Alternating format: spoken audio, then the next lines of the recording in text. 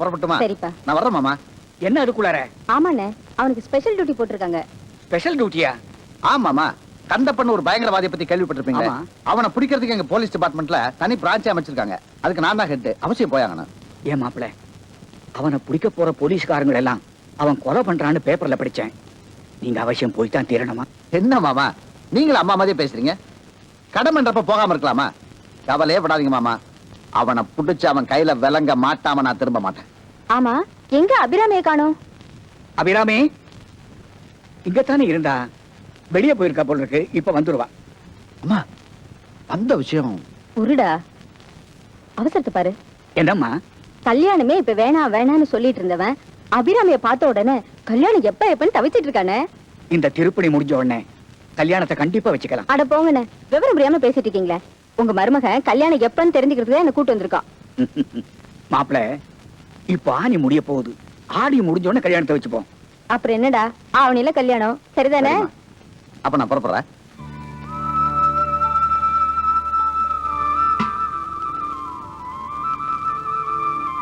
அபிராமி, இப்படி திரும்பிக்கிட்ட என்ன அர்த்தம்? உன்னை பக்கத்துல வந்திருக்கேன். பூவெல்லாம் ஒழுங்கா வச்சுக்கிற இல்லையா? நீங்க ஒண்ணும் தொட வேண்டாம். உங்களுக்காக எவ்வளவு நேரம் காத்துட்டு இருக்கோம். ஐயோ, கோச்சுக்கிறாத. திடீர்னு கச்சேரி புக் ஆயிருச்சு. இப்ப கூட எல்லாரும் பஸ் ஸ்டாப்ல நிக்கிறாங்க. நான் உங்களோட சொல்லிட்டு போறத வேகமா ஓடியாந்தேன். உங்களுக்கு என்ன, ஊருக்கு போயிடுவீங்க. தவிச்சிட்டு இருக்கிறதீங்க நான் தானே. இவ்வளவு பேசுறியே, உனக்கா எத்தனை நாள் காத்துட்டு இருக்கேன். இது பாருங்க, உங்க நிலைமை வேற, ஏன் நிலைமை வேற. நான் கிளம்பும் போது அப்பா ஏதோ ஒரு வேலை சொல்றாரு. அவரை சமாளிச்சுட்டு வரதுக்குள்ள போதும் போதும் ஆயிடுது. அபிராமி, காதலிச்சாலே இப்படி பல சிக்கல் வரத்தான் செய்யும். அத நாம ரெண்டு பேரும் அட்ஜஸ்ட் பண்ணிக்கணும். அப்ப நான் கிளம்பட்டுமா? எப்ப வருவீங்க? நான் வந்ததும் உன் வீட்டுக்கு வந்துடுறேன். ஐயோ, வீட்டுக்கா? அப்பா இருப்பாரு. அப்ப ஒண்ணு செய்யறேன். இந்த இடத்துக்கு வந்து ஒரு பாட்டு படிக்கிறேன். அதை கேட்டு நீ எங்க இருந்தாலும் வந்துடணும். வரலனா? இல்லன்னா நான் உன்னை தேடி வந்து பல பேர் பாக்குற மாதிரி மொத்தம் கொடுத்துருவேன். நான் பாட்டு படிச்சா வருவியா வர மாட்டியா? நான் வர மாட்டேன்.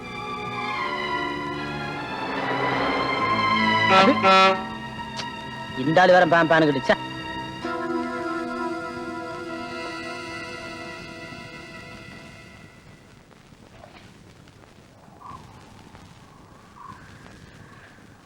ஐயா வணக்கம்.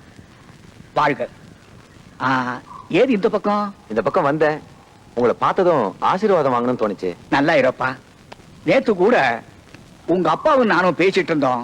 நீ ரொம்ப திருந்திட்டாக உங்க அப்பா சொன்னாரு. அவர் ரொம்ப பெரிய மனுஷன்ப்பா. அவருடைய பேரை நீ எடுக்கணும்.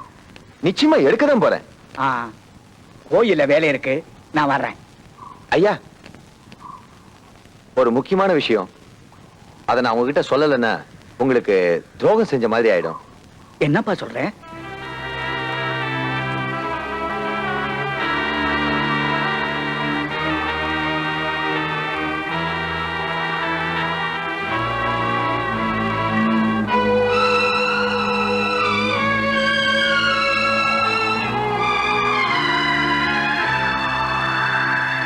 வணக்கம்மா. வாங்கய்யா வாங்க. என் மகனுங்க வந்தாச்சு. பாப்பா, கச்சேரி எல்லாம் எப்படி நடந்தது? அமக்கலாம். பிச்சுட்டமா பிச்சு. அடுத்த வருஷம் திருவிழாவுக்கும் எங்களை தான் புக் பண்ணிருக்காங்க. அட்வான்ஸ் வாங்கிட்டு வந்துட்டான். அப்படியா? கைகால கழுவிட்டு சீக்கிரமா சாப்பிட வாப்பா. சாப்பாடா? அது யாருக்கானு? நீ வேற. நான் வந்தது வர தம்பி. அம்மா, நீ என்ன கேட்க போறேன்னு தெரியும். நான் ஒரு முக்கியமான வேலையா ஒரு முக்கியமான வேலை பார்க்க போறேன். தயவு செஞ்சு எங்க வரும் கேட்டுறாத.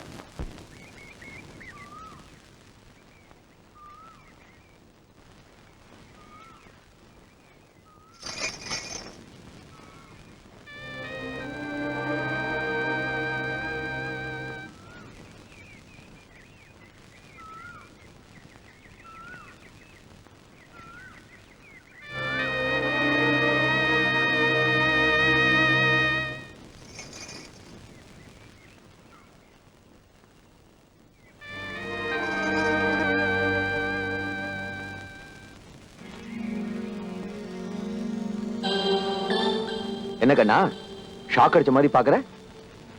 வளையலையும் பூவியும் பார்த்து ஒரு வயசு பொண்ணதான் எதிர்பார்த்திருப்ப. யாரையோ எதிர்பார்க்க இவன் வந்து நிக்கிறான்னு பாக்குறியா? சும்மா நின்னா எப்படி பாடுறது? இனிமே நீ கரடியா கத்துனா கூட அந்த மயில் இந்த பக்கம் வராது கண்ணா. இந்த பார் காளிமுத்து, அந்த பாட்டுல எடுபடாது. பாட்டை மாத்திக்க. தேவதாஸ் படம் பார்த்திருக்கல, ஒரு பைஜாமா ஜிப்பா போட்டுக்க, தோல்ல ஒரு ஷால்வையும் போட்டுக்க, கையில ஒரு ஃபுல் பாட்டிலையும் பிடிச்சுக்க. உலக மாயம் வாழ்வே மாயம் அப்படின்னு பாடிக்கிட்டே திரி.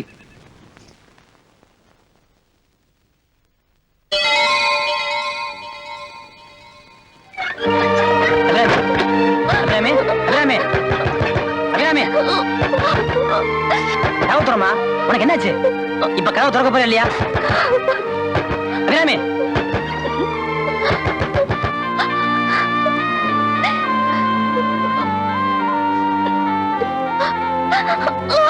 அபிராமி, ஏன் என்ன பார்த்தோம் கதவு மூடுற?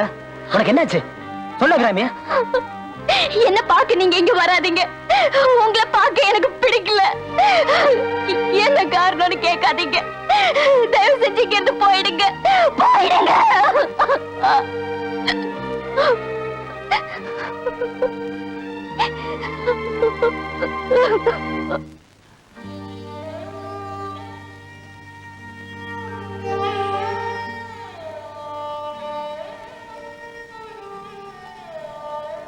காளிமுத்து, ஏன்பா ஒரு மாதிரியா இருக்கிற?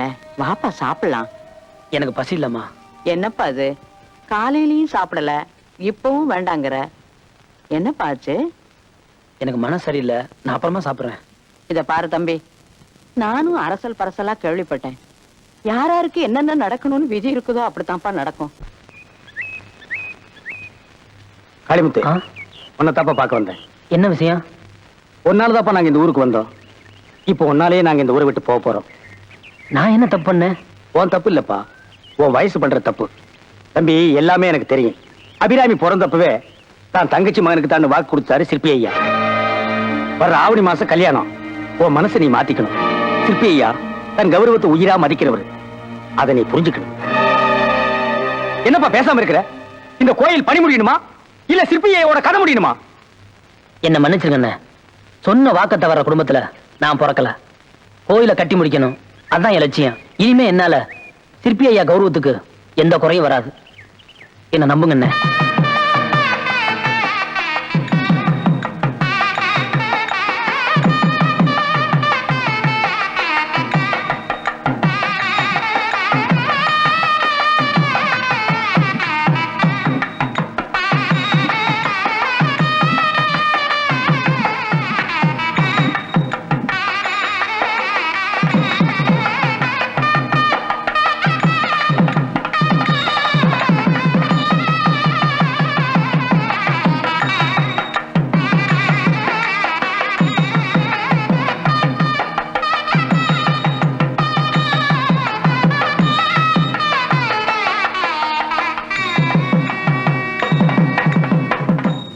பாத்தீங்களா ஐயா, உற்சவ மண்டபம் எவ்வளவு அம்சமா அமைஞ்சிருக்கு பாத்தீங்களா ஐயா?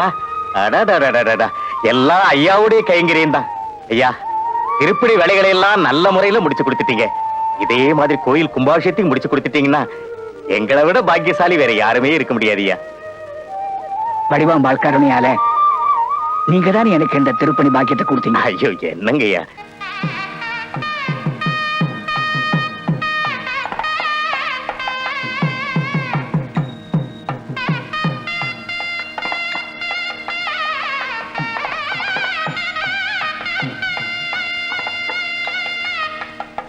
வர்ற ஆவணி மாசம் 23ஆம் தேதி புதன்கிழமை அன்னைக்கு 9:10 சுவாதி நட்சத்திரம் துலா லக்னத்துல கும்பாபிஷேகம் நடத்தலான்னு ஐயா நாள் குறிச்சிருக்காங்க.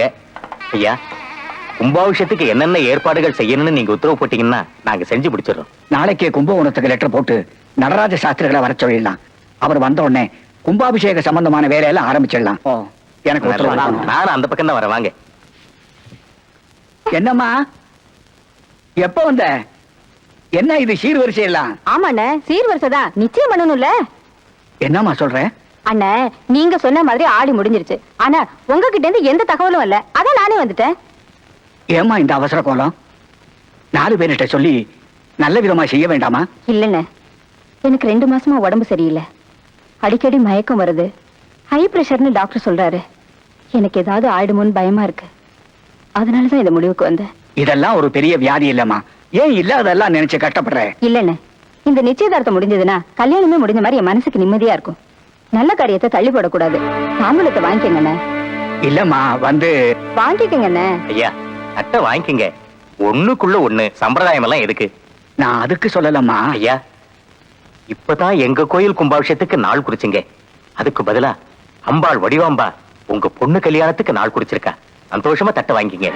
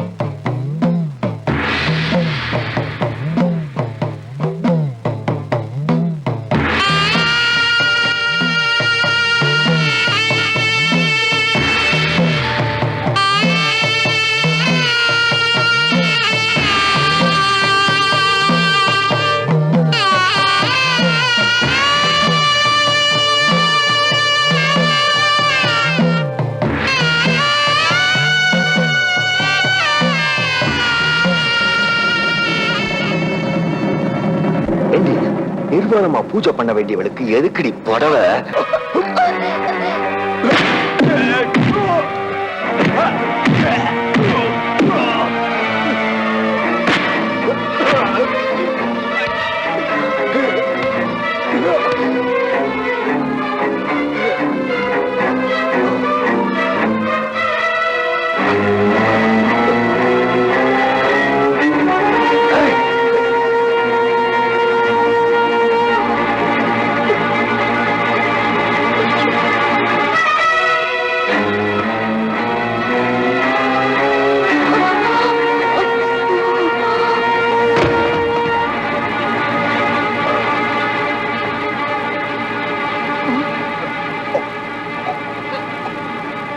எப்படி கோயில இருந்து வர தெரியலையே.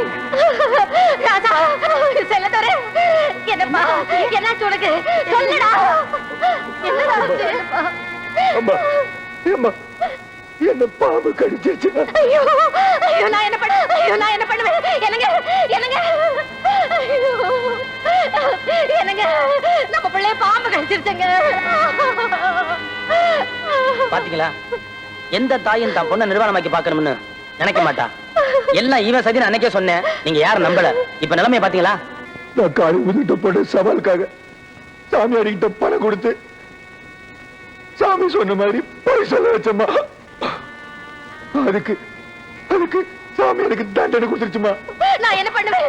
ஐயோ, யாராச்சும் என் பிள்ளைய காப்பாத்துங்களே, வயிற்றுல தூக்கிட்டு போங்களே. ஐயோ, என்னங்க பாத்துட்டு நிக்கிறீங்களே.